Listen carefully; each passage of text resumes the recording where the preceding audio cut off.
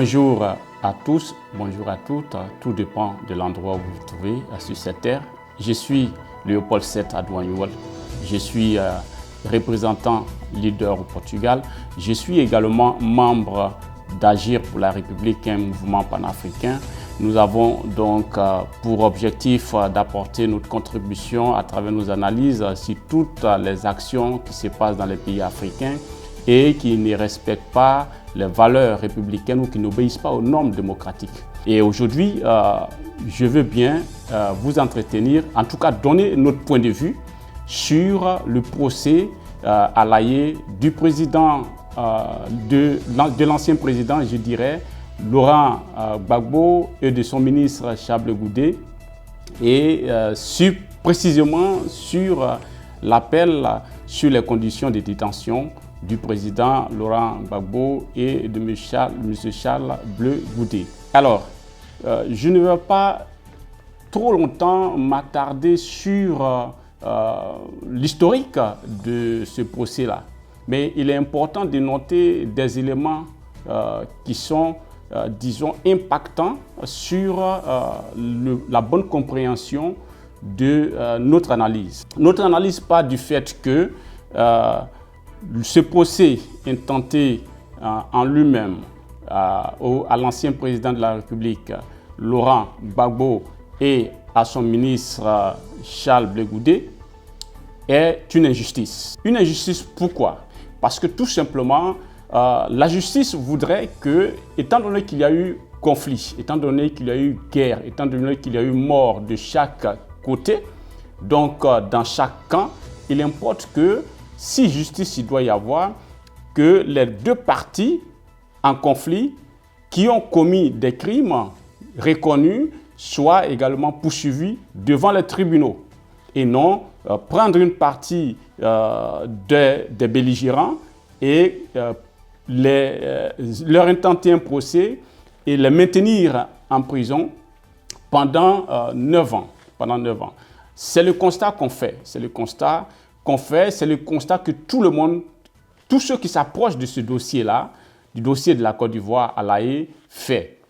Et sur ce point-là, le candidat Mamadou Koulibaly, candidat à la présidence de la République, l'a dit, c'est une injustice. C'est une injustice. Il a dit haut et fort, il faut que M. Laurent Gbagbo, ancien président de la République, soit libéré. Il faut qu'il jouisse de la plénitude de ses droits, de ses capacités à pouvoir aller où et venir quand et comment il veut, parce que en l'état actuel, il est innocent. Il n'est plus un suspect dans d'une accusation ou pour un crime donné, mais il est un individu, un citoyen innocent de tout crime. Et donc, nous abondons dans le même sens que le candidat à l'élection présidentielle Mamadou Koulibaly pour dire que c'est une injustice. Ce n'est pas bon pour l'image de la justice de maintenir un innocent en prison, et je dirais, peut-être que le mot est fort, mais en captivité. C'est une injustice. C'est une injustice. Ce n'est pas bon pour l'image de la communauté internationale. Ce n'est pas bon pour l'image de l'Union européenne. Ce n'est pas bon pour l'image même de la CPI de maintenir des innocents en conditions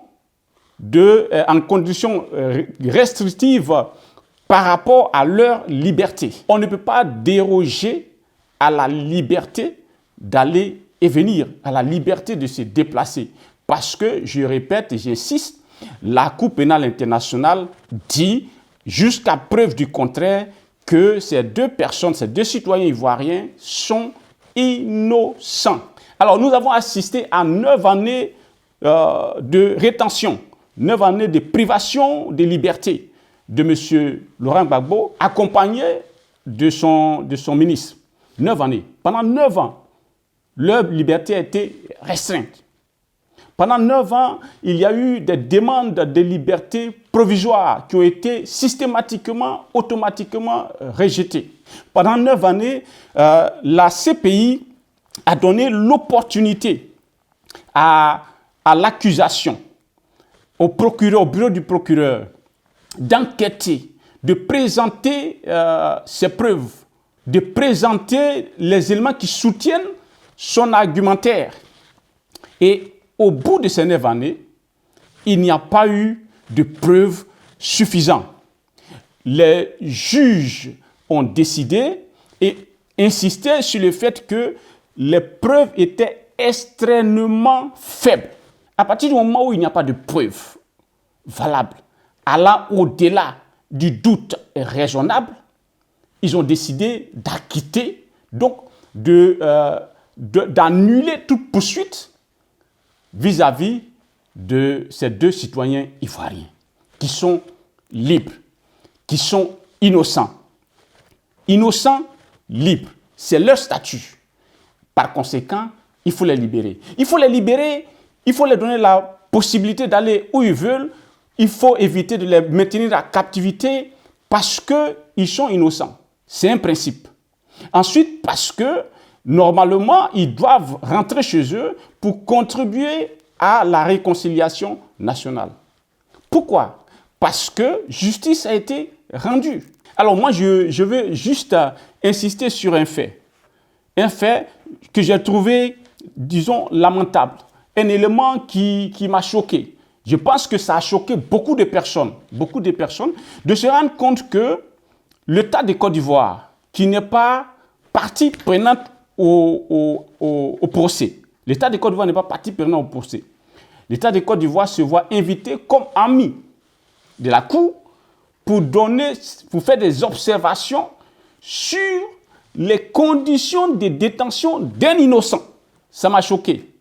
Parce que le contribuable ivoirien paye des avocats, c'est ce que ça veut dire, paye des avocats pour que ces avocats-là insistent auprès de la Cour pénale internationale pour maintenir donc dans les liens dans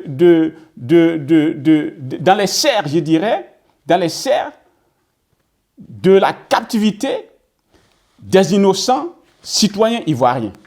Je pense que l'État de Côte d'Ivoire n'aurait pas dû faire cela. En le faisant, le président de la République est tombé vraiment bas. Et je comprends pourquoi il a vite fait de démentir l'engagement ou en tout cas l'action du gouvernement ivoirien vis-à-vis de cette position, vis-à-vis de ces observations-là, de cette présence sur cette question. Mais tout le monde a vite vu que le bureau du procureur a confirmé avoir bel et bien vu la lettre des recommandations officielles du gouvernement ivoirien. Donc ça veut dire que le président de la République a donné l'ordre de représenter sa volonté claire, manifeste, signée, qui prouve qu'effectivement ces avocats-là viennent en son nom pour donner leurs observations. Et quelles sont leurs observations? Il faut maintenir le président Laurent Gbagbo et Chablé Goudé en liberté conditionnelle, quoi qu'ils soient innocents, et quoi que leur procès soit terminé. Et il faut les empêcher de revenir en Côte d'Ivoire. Pourquoi? Parce que sinon, ça va entraîner, ils vont entraîner du désordre.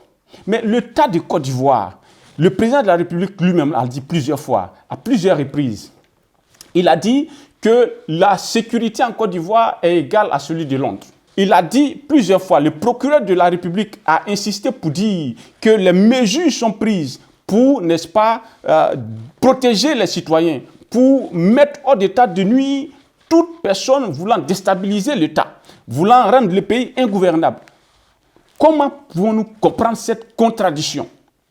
Comment pouvons-nous comprendre que des avocats commis par l'État de Côte d'Ivoire, avec une lettre de recommandation, peuvent dire le contraire de ce que le président de la République dit à longueur de journée, de ce que le ministre de l'Intérieur dit à longueur de journée?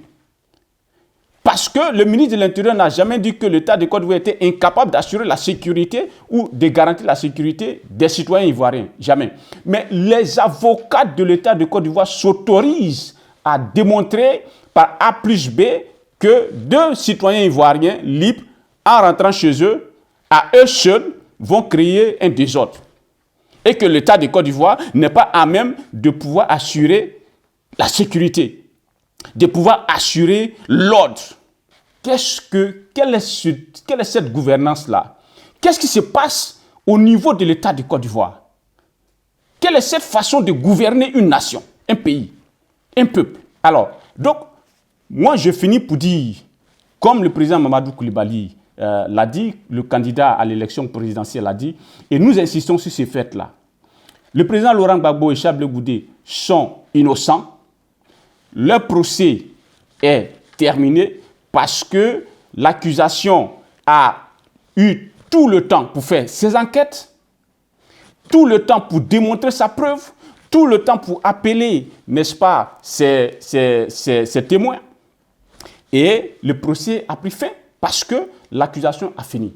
Aujourd'hui, l'accusation demande qu'on annule tout ce qui s'est passé après ces 9 années et qu'on reprenne tout à zéro, sans préjudice pour, n'est-ce pas, les accusés. C'est-à-dire qu'on revienne à zéro et que l'accusation va reprendre encore les enquêtes, on va revenir encore devant une nouvelle cour et puis on va rappeler. Mais écoutez, à quel jeu joue, n'est-ce pas, l'accusation? À quel jeu joue le procureur?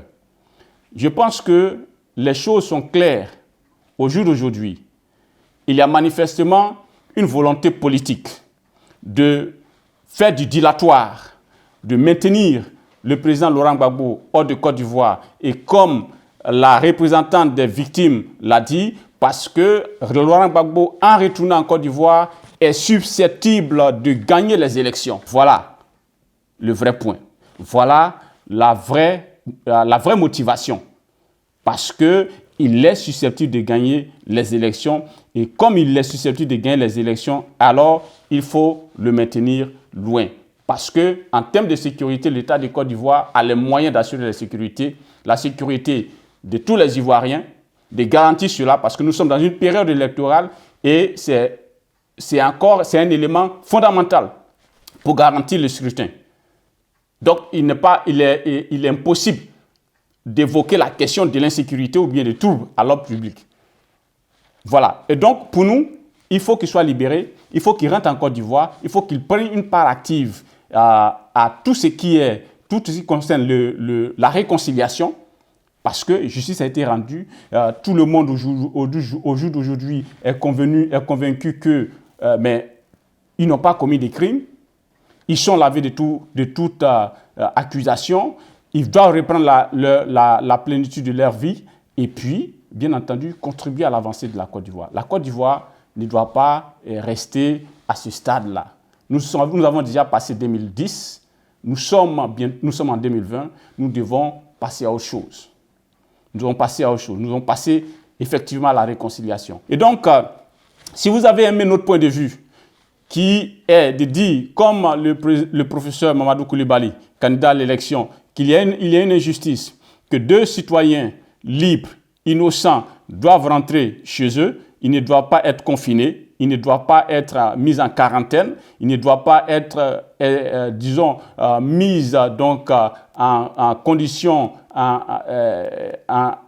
liberté conditionnée, mais plutôt qu'ils soient libres de tous les mouvements, libres de contribuer efficacement à l'avancée de la réconciliation en Côte d'Ivoire. Partagez, likez. Nous reviendrons sur d'autres sujets concernant la Côte d'Ivoire parce qu'il y a beaucoup de choses à dire et nous donnerons à chaque situation ou pour chaque occasion, nous donnerons notre point de vue, notre analyse. Je vous remercie et à très bientôt.